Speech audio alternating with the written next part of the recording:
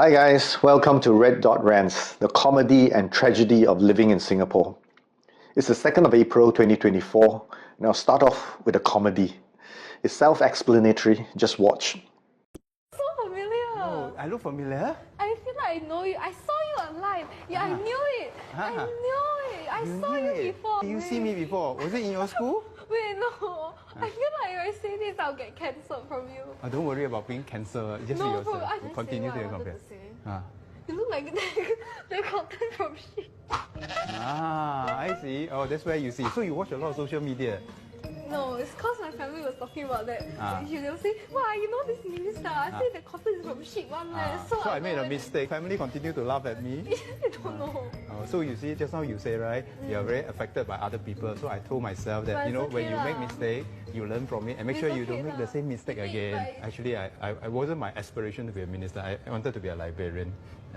Because once upon a time, being a librarian is the only place where you can work in an aircon place. Wait, but actually you do give off librarian vibes.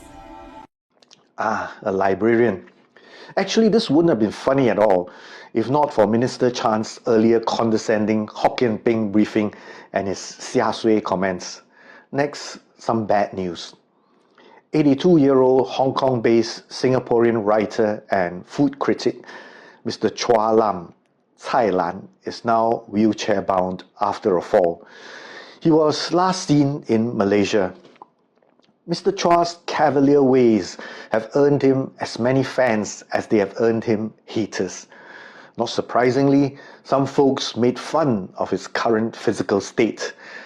It's as if they are ignorant of the fact that we all go down the same path. Meanwhile, Singapore's only Olympic gold medalist, Joseph Schooling, had just announced that he's retiring from competitive swimming. Not surprisingly, there are also snide remarks on social media. What these folks need to realize is that even individual events are team efforts. His team took selfies with him and basked in his glory after his monumental victory. They dropped him like a hot potato the moment he got into trouble. Joseph was mostly self-funded on his Olympic journey. All those folks on their moral high horses did little to help him redeem himself. Instead, they turned around and sabotaged his career. From his very well-crafted and diplomatic press conference, Joseph doesn't seem to have cut ties with the establishment. I wish him well. Joseph certainly has more than what it takes to be a librarian. Next, a mixture of comedy and tragedy. Mr. Lian has blocked me on Facebook. Oh no, what took him so long? With folks like me being blocked, Mr. Tan is now happily sharing Russian propaganda and getting likes for it. For those who don't know me, you can search Lian on my blog, and you'll see that I have nothing but sympathy and support for this man who was fighting a Goliath in his last presidential election. As a victim of media sabotage, I expected Mr. Tan to be friendly, approachable, and open to differing views. I may not be retired by him, but I'm still able to spare a bit of time to debate with him. Interestingly, he has cancelled out dissenting voices and surrounded himself with yes men, just like the folks in the establishment. Now, for those who have been following Mr. Tan on Facebook, it ought to be crystal clear that he's extremely bullish about Forest City and Country Gardens, 碧桂园. I once commented on his page that data published by Country Gardens is as reliable as China's GDP. He called it a smear and deleted my comment. I'm not sure if he knew that the late Premier Li Keqiang himself once said that China's GDP is unreliable. Of course, I didn't take it personally. I continued to share his good suggestions on housing and managing the cost of living in Singapore. It is also very obvious which side of the geopolitical divide Mr. Tan Kin Lian is on. Interestingly, I've noticed that there are more and more people who are only fluent in English becoming anti-West. There is a new term called BAC, Born Again Chinese, just like the BAC in Born Again Christian. This new BAC is often a banana, a Peranakan, or someone who doesn't speak much Chinese and doesn't know much about Chinese culture and history. Some Chinese people joke that they eat potatoes instead of rice. Then with the rise of China, some of them suddenly discover their Chinese identity and start turning against the West. A little like the hippie movement of the 1960s, when disillusioned youngsters rejected traditional Western culture, stopped going to church, smoked weed, dressed up like sadhus, and worshipped Maharishi. Then, America's proxy war against the Soviet Union in Afghanistan during the 1980s led to the creation of the Taliban and Al-Qaeda. The war on terror in Afghanistan and Iraq led to the creation of ISIS. It's easy to understand why people are doubtful and disappointed with this superpower. But for some people, their disappointment with the West would swing them to another extreme, to become ardent fans of China, Russia, and Iran. I can't help smirking when some people mention Western media in the same breath that they try to defend Asian government propaganda. The two simply cannot be compared. The so-called Western media comes with multiple channels, viewpoints, and perspectives.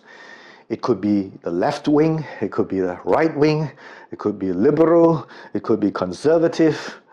Fox News and CNN, for example, have very different perspectives.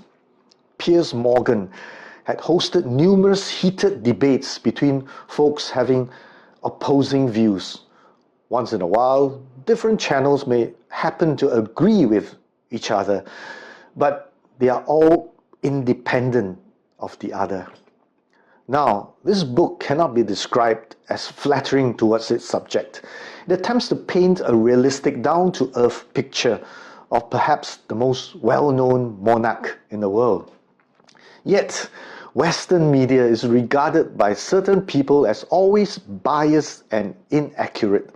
To be fair, it can be biased and inaccurate, but at least it is not muzzled. What about this book? Well, can you even say one negative thing about the subject? Many people claim that it's unfair, but at least Mr. Chu here had a chance to argue his case for TikTok before Congress. Did Facebook, Twitter, Instagram, etc., have a chance to argue their cases before they got banned in China? Some people, including BACs, are perfectly comfortable with such preferential treatment. Whether you're a political leader or a celebrity, so-called Western media will never portray you as an angel. No society, whether in America or Europe, will be painted as a utopia. They shame royal families, they bash their prime ministers all the time. Folks who are English educated and only fluent in English ought to be very familiar with the ways of the Fourth Estate. Yet, when the same approach is used on China, it gets described as 抹黑. I remember that in one Facebook post, Mr. Tan Lian made a feeble attempt to project some semblance of fairness by posting his objection to the Chinese government's approach in the South China Sea. Of course, that was on Facebook. If he had posted it on Chinese social media, I can guarantee that his posting will be removed either before or after hordes of Chinese patriots had jumped on him. In contrast, he can criticize Joe Biden or King Charles all he wants and get away with it. It's not so much whether media is Western or Asian. It's about whether it's free or strictly controlled. And here's something I found on Mr. Tan's Facebook page after I've been blocked.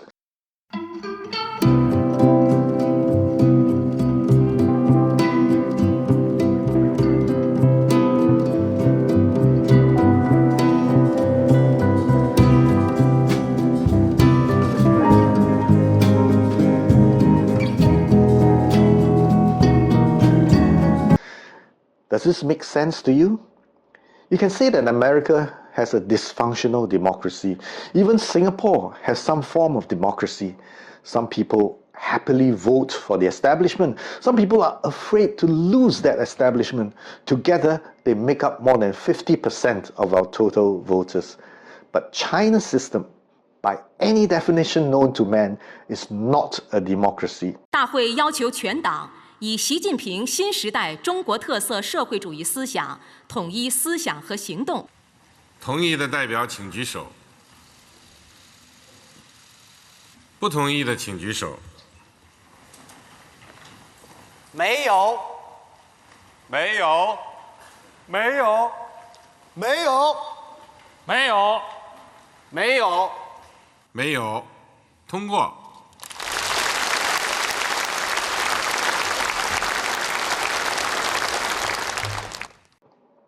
Now, here's the part that I find concerning.